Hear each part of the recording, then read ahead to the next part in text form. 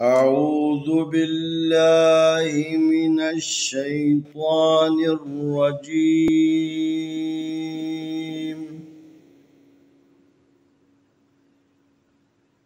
بسم الله الرحمن الرحيم.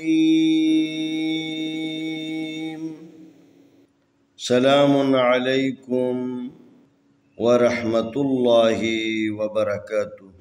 آئے ہم نورانی قاعدہ تختی نمبر 8 صفحہ نمبر 12 حصہ دوم کی مشق کرتے ہیں.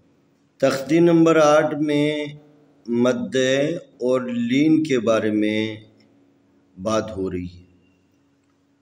حروف مد الف واو یا یہ تینوں حروف مد کہلاتے ہیں. اگر الف سے پہلے زبر ہو تو الف مد اور واو ساکن سے پہلے پیش ہو تو واو مد. یائے ساکن سے پہلے زیر ہو تو یائے مد. یہ حروف ایک الف کے برابر کھینچ کر پڑھے جاتے ہیں جسے مد اصلی کہتے ہیں، جیسے با، بو، بی. اور ان حروف مد کے بعد اگر سبب مد حمزہ اور سکون اصلی یا بوجہ وقف ہو تو لمبی مد ہوگی جسے مد فرعی کہتے ہیں. جزم کا دوسرا نام سکون ہے. جس حرف پر سکون ہو اس حرف کو ساکن کہتے ہیں.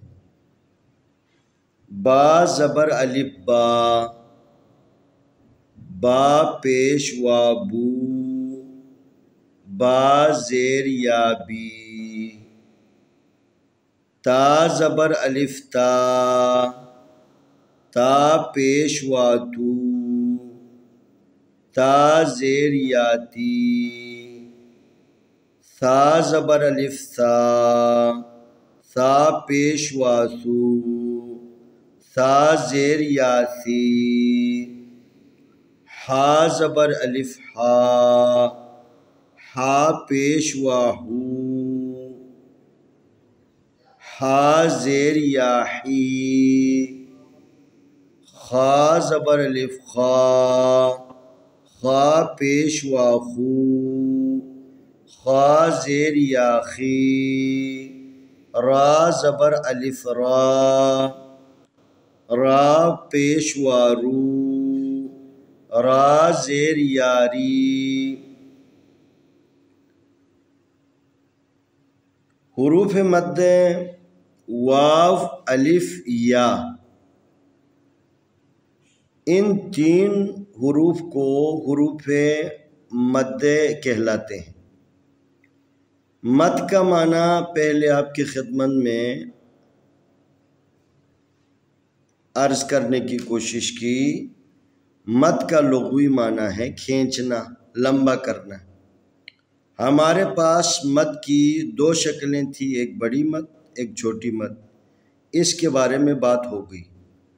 آج ان تینوں حروف کو حروف مد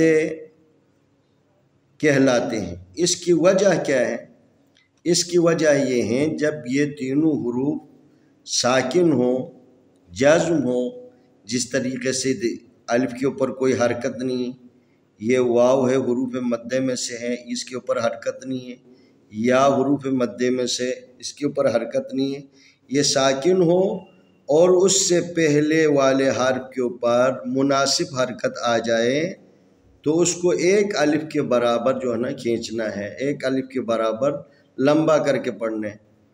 ابھی الف کا جو ہے نا مناسب حرکت زبر ہے، واو کی مناسب حرکت پیش ہے، اور یا کی مناسب حرکت زیر ہے، لذا اس سبق میں ہم نے حروف مدے کی جو ہے نا مشق کرنی۔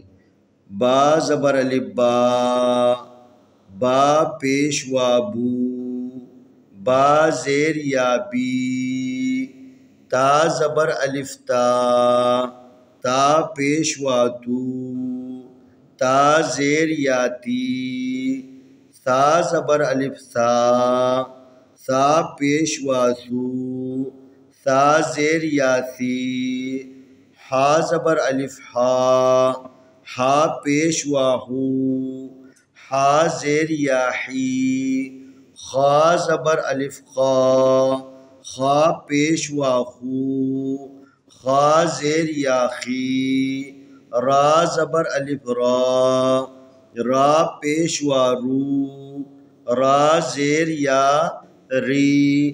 انشاءاللہ آنے والی ویڈیو میں ہم اگلا سبق پیش کریں گے۔